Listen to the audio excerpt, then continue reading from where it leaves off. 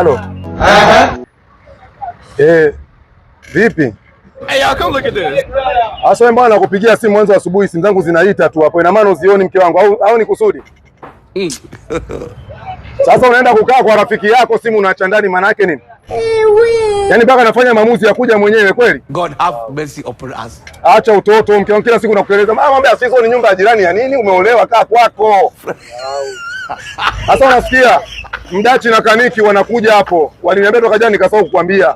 Sasa na mimi niko njiani inabidi niwahi. Sasa wapikie chakula maana sio vizuri wageni waje watoke bila kula. My lord. I wonder. Mimi niko njiani nakuja. Na wao wamekupigia basi ndio hivyo sasa wafanyie mpango mke wangu. Nakupigia mwanzo wa asubuhi. Nini? Wamekupigia simu wanakuja 6. Mimi wameniambia 2, habari za 6 sijui mke wangu, tuheshimiane. Umesikia? Huo mchele sio mchele wa kijiji.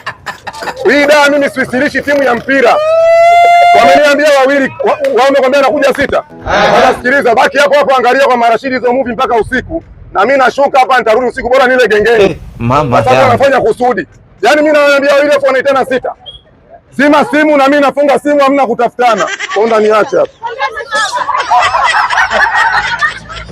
Wafanya ukumbavu, baba chukua hela. Bora nikale gengeni. Ananiambia tu 2 wanakuja 6. Kwa mimi mpumbavu.